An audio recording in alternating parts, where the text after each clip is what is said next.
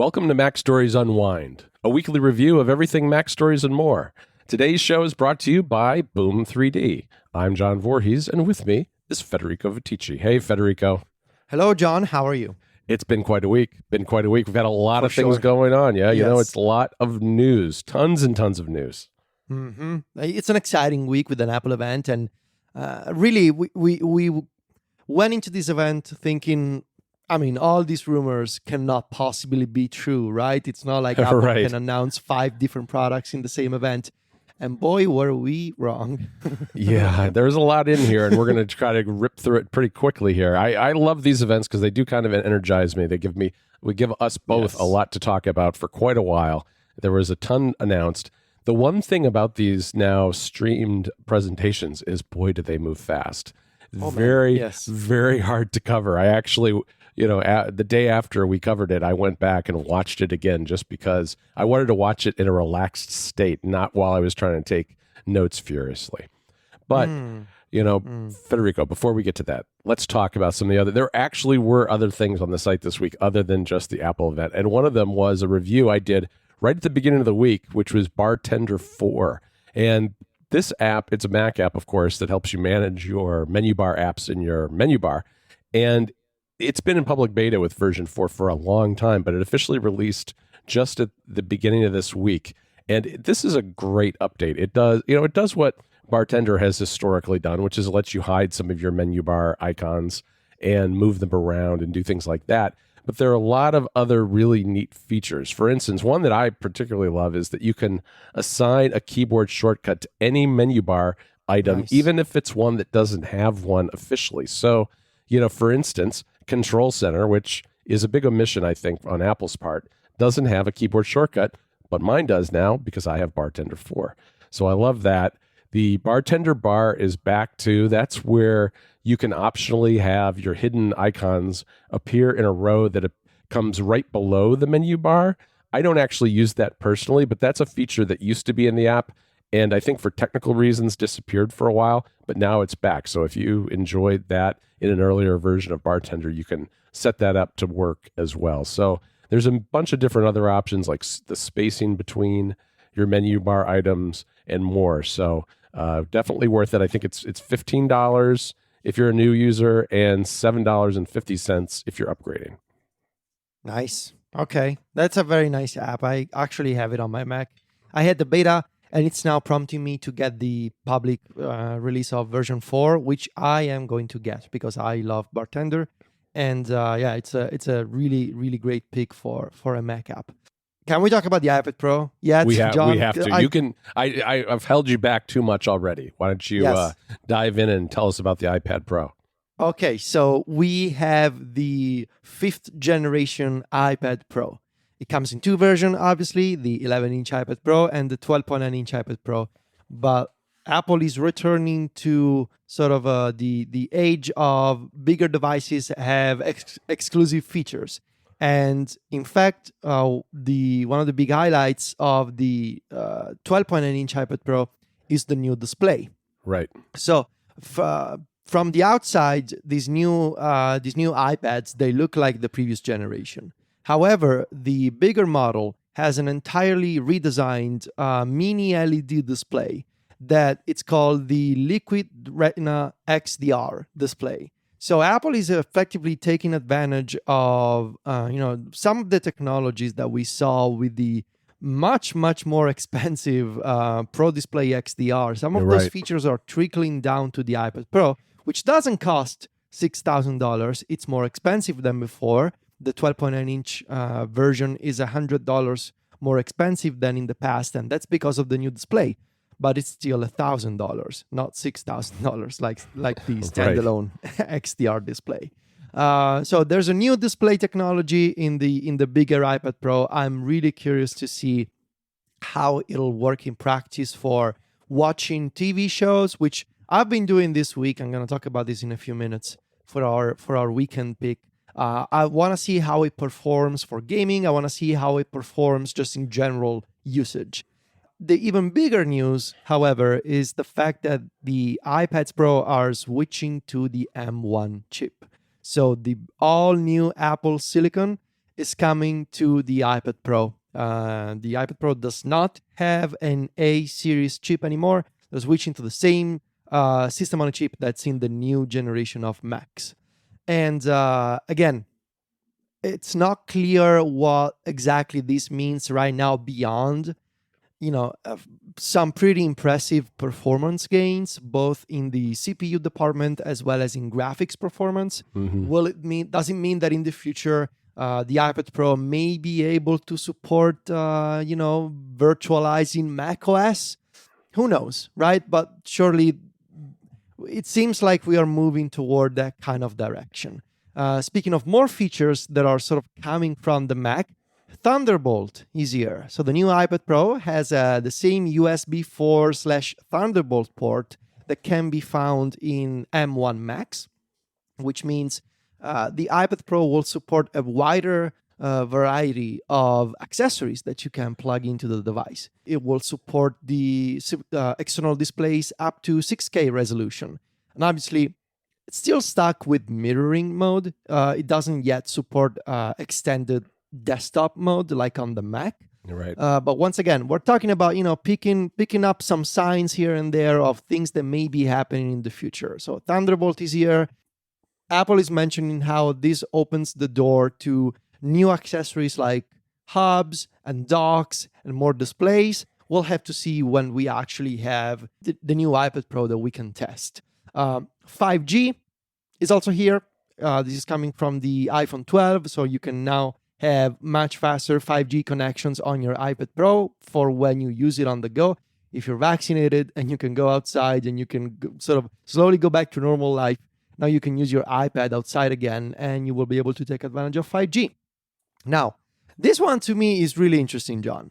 The new iPad Pro, for the very first time since the iPad first came out 10 years ago, actually 11 years ago, Apple is mentioning the RAM. Very surprising. Very surprising. So only the 1 terabyte, and this is also new in this 5th generation model, the 2 terabyte version of the iPad Pro. So only these really expensive ones, the 1 terabyte and the 2 terabyte versions, they come with 16 gigs of RAM.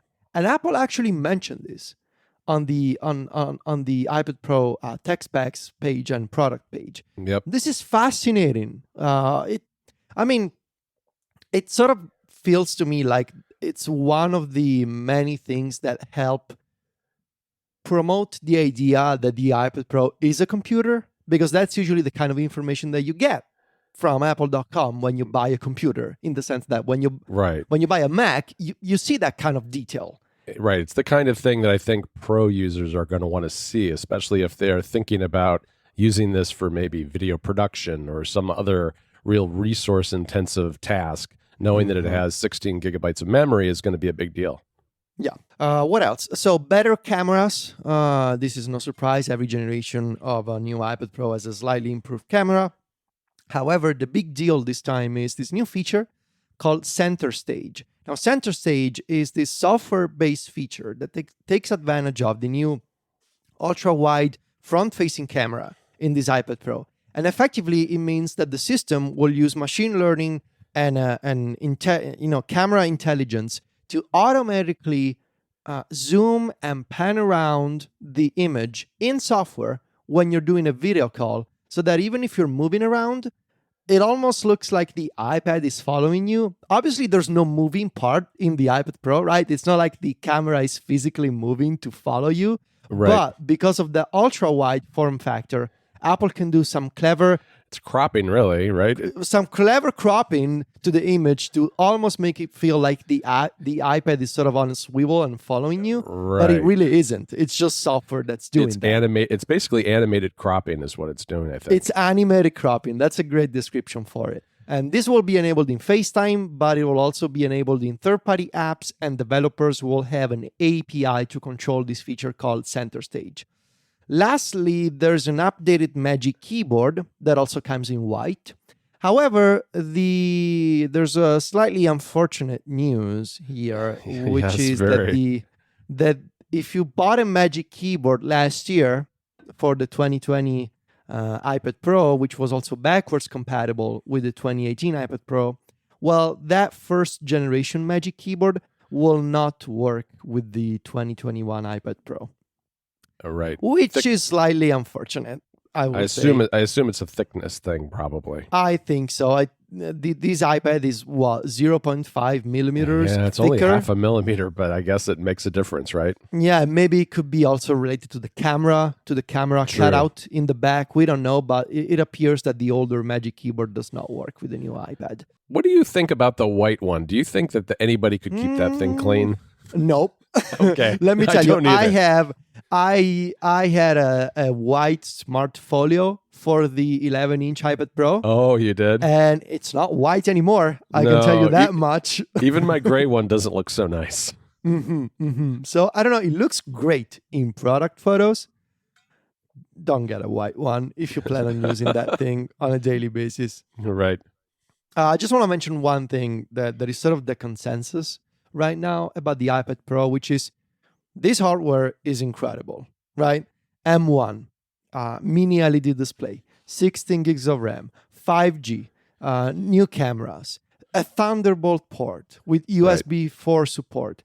This is incredible. And once again, it feels like the hardware is much more advanced than the software. And we are once again at the point where we have to wonder, why is this iPad so powerful if it cannot yet perform some of the tasks that you would do on Mac computers with these kinds of specs, right?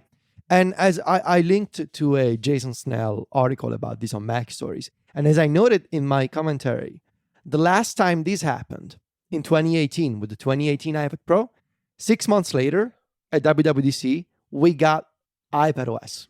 So in late 2018, we got the iPad Pro, and we all wondered, why is this thing so powerful? Because iOS 12 does not really take advantage of it. And we said that for months. And then in June, Apple said, well, here's iPad OS. We are splitting iOS into its own thing just for iPad. And so if history is of any indication, it surely feels like we must be getting some pretty important iPadOS announcements in about a month at WWDC. Yeah, I think that's likely. I think I feel like we are right back where we were in 2018. All right, let me move on and talk about the new iMacs, because these are jaw-droppingly beautiful. I think I really love the vivid, bright colors on the backside.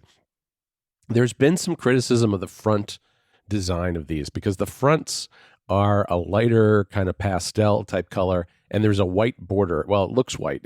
I think Apple says it's light gray, but it's a nearly white bezel around the screen. Now, I personally think that they did this because having those bright colors on the front would really distract from the content, especially if you're doing things like editing photos. But and I think the look's grown on me on the front too. But I really like the colors on the back more than anything else. This is an incredibly thin computer. Almost the entire computer is in the chin, in fact, of this. Can I just say something? Can I just say, before you talk about the specs, on the design side, I love it, but I think it's funny how Apple designs these things for months, if not years. Yeah. And within minutes of an Apple keynote, there's designers on Twitter who say, oh, it will look so much better with this version that they put together in like 20 minutes. And I'm like, I don't know. I kind of find that funny. You know, there's a company that spent millions and years of, and I mean, this is not to say that they always get it right. Right? No. I mean, look at the Siri remote, right? But it's also not something they slapped together last weekend. But it's also not something they put together in Photoshop or Figma, because now everybody's using Figma. Oh, yeah. Figma. Let's not go down the Figma path, Federico. Okay, I'm sure. Okay, please continue talking about this. All right. I'll say that it does look an awful lot like an iPad Pro on a stand. I mean, it has a lot of similar characteristics. It's that kind of very thin, uniform, rectangular design with flat edges. And I think it looks terrific. I think it's 11.5 millimeters thin, just to give you an idea. And it's got a 24-inch screen. They've basically fit a 24-inch screen in what was the size, the width case of a 21-inch Mac before. It's a little bit bigger than that, but not much. The display is 4.5K, and it's got color-coordinated accessories. There's a new keyboard for it. You can get it both without and with Touch ID. Mm-hmm. It's got the new buttons for things like emoji, dictation, spotlight search, and do not disturb. And there's an extended version of it as well, plus color-coordinated mice and trackpads. And the thing that I find really disappointing is that keyboard is not available for, first of all, it's not available for anything but the iMac. And second of all, it doesn't work with the new iPads that are coming out, from what we understand, which is a shame. Yeah. Was really hoping that wouldn't be the case, but oh well. Yeah, I've got either Face ID or Touch ID on basically everything except for my Mac Mini, and I would love to have Touch ID available with my Mac Mini, and unfortunately, that's not going to be the case. I guess I should also mention the power cord attaches magnetically, and the power brick actually has an Ethernet jack in it. So the data travels over the power cord along with the electricity, which is so cool, right? The fact that it's really cool. They can extend the capabilities of a computer by adding ports to the power brick. I think it's kind of genius, and I love it. It's kind of crazy. I mean, Apple did something like this years and years ago, and if we had Stephen Hackett on, he would tell us what that exactly was. But it was like a display cable combined with a bunch of other data cables and everything, and it really didn't go very far. 9 to 5 Mac 2 this week had a story about how to get the new iMac screensaver, which is this beautiful Hello screensaver that's a tribute to the old Macintosh, to get it on other Macs. And at first I thought it was only something you could use with M1 Macs, but actually you can get it on an Intel-based one too, but it has to be running the latest version of Big Sur 11.3. All right, so AirTags are official and finally real. We mentioned in another, I think on App Stories on last week's Unwind probably, how the first rumors about the item trackers, eventually known as AirTags, they started appearing for the first time 2 years ago. And now these are official, and they actually went on sale today. So there's really nothing else you should know about the AirTags. I mean, pretty much the entire product had been rumored in detail. You can get one for $29, or you can get a 4-pack at $99. And I can tell you, John, in euros, it's 120 euros. It's not cheaper at all. AirTags support the same pairing mode of AirPods. You just bring one near your iPhone, you give it a name, you pair it with your Apple ID, and then you're off to the races. You can say, this is my backpack AirTag, or this is my suitcase AirTag, and you can then assign it a name, and you can check it out in the Find My app. Now, what's fascinating, I guess, that we didn't know before is the precision finding functionality. So when you want to find an AirTag, there's this new UI in the Find My app that uses a combination of technologies, such as the camera, ARKit, gyroscope, accelerometer, a bunch of different frameworks to precisely pinpoint the location of an AirTag and guide you through the steps required to move around and find it. AirTags have a small speaker inside of them so they can play sound. Apple has an entire support document that explains how lost mode works and how you can find what you should do if you find someone else's AirTag. It's all really well done, all really privacy focused in a way that shouldn't surprise anyone because it's Apple. And obviously, if you know me, even though I said I really don't understand the appeal of this product, I bought a 4-pack because why not? I did too. Because hashtag content, right? I gotta know what I'm talking about. So right. It's a business expense, sort of. Of course it is. All right, let me burn through a few of these other things quickly. We got announcements about Apple Podcasts, which we'll be talking about further on App Stories, I'm sure. And for all this stuff, listen to App Stories because we'll have a lot more time to go in depth on a lot of these things there. But Apple Podcasts has a bunch of new design features coming in 14.5, plus Apple announced podcast subscriptions, the ability for creators to offer their podcast for a fee, and it works an awful lot like app subscriptions where Apple takes 30% the first year, and if someone stays a subscriber for more than a year, that fee drops down to 15%. Then they also introduced the Apple Card family, which is a way to let your whole family use the Apple Card. If you and, say, a spouse both have Apple Cards, they can be merged. And you can also do things like allowances for kids. And there's a new color iPhone 12 and iPhone 12 mini, and it's purple. And I don't really have anything to say about it except it's purple because it is. Purple. And otherwise, it's exactly like the old iPhone. Bunch of other things on the site this week. So, when you have a chance, go check it out because we had some things about Microsoft's cloud gaming service as well as some more roundups from the event this week as well. Federico, what did we have in Club Mac Stories this week? Okay, so in Club Mac Stories this week, I wrote about Mailbrew, which is an excellent service that allows you to put together these personalized newsletters that collect information from different sources. Mailbrew sends you this daily digest that contains different sections for your favorite newsletters, or perhaps sections from Twitter, or the latest headlines from one of your favorite blogs, or the latest YouTube videos from one of your favorite channels. I love it. I shared more details of my setup in the MacStories Recommends section of Weekly. John wrote about his favorite moments from the Apple event, which is always something that we do after an Apple keynote. And we had an interview with Stephen Hackett, obviously, about the new iMacs, because Stephen is the person Stephen is the go-to, I would say, authority maybe for, he's the guy that you go to when you want to talk about iMacs and colors. I mean, this is the person that built an entire collection of iMac G3s and then donated the collection to a museum. So yes. I've seen the collection. It's wonderful. You kind of have to talk to Stephen about new iMacs featuring 6 different colors. Right. And as Mike Hardley would say, 6 colors and not a color. Because, is silver really a color? I don't think so. Okay. There was also an episode of MacStories Unplugged, which this is, I would say, the quintessential MacStories Unplugged episode. So.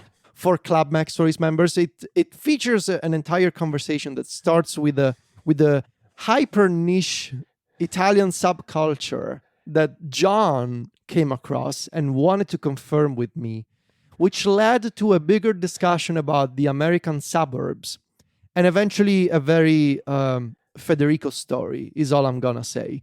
Yes, it's quite a story. I had no idea that this was coming. I've never heard this story, and I was a little floored by it. So it's a great story. Federico, it seems like a year ago now, but we also had an episode of App Stories this week where we concluded our mini-series about music, and we talked about alternative services for music streaming, things like live music, high-definition music, classical, and even internet radio. So check that episode out if you haven't already.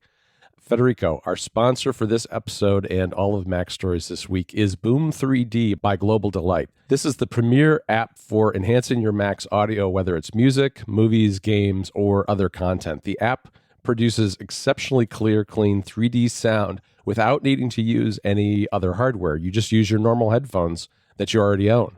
The app's 3D effects bring pro audio quality to your favorite apps on the Mac as well as Windows. The effect is the sort of thing that's really hard to describe, but once you've heard it, everything else seems kind of lifeless and flat. It's really pretty remarkable. Even if your source of audio is only recorded in stereo, Boom 3D is able to give you this surround sound experience. In addition to their patented audio technology, the app features a 31-band equalizer that allows you to precisely tune your Mac's audio to your own tastes, and the app features its own audio player that supports a wide range of formats, and it has access to over 20,000 internet radio stations. Right now, Mac Stories readers and Unwind listeners can get a huge 70% off on Boom 3D by going to their website, which is globaldelight.com/boom. Again, that's globaldelight.com/boom. Visit the site today to learn more and take advantage of this terrific offer. Our thanks to Boom 3D for their support of Unwind and Mac Stories.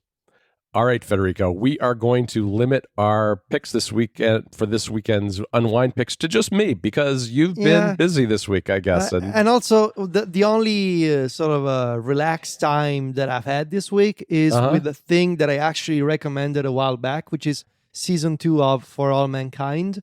I saved a bunch of episodes and I've been binging those episodes at night. So, I recommended it before. So I guess go check it out. It's a really good season, but officially this cannot be my pick because I already picked it a few weeks ago. I'm a little behind on that show too. I've got like 2 or 3 episodes. Really good. It's really good. I've got 2 or 3 I have to catch up on. Maybe tonight.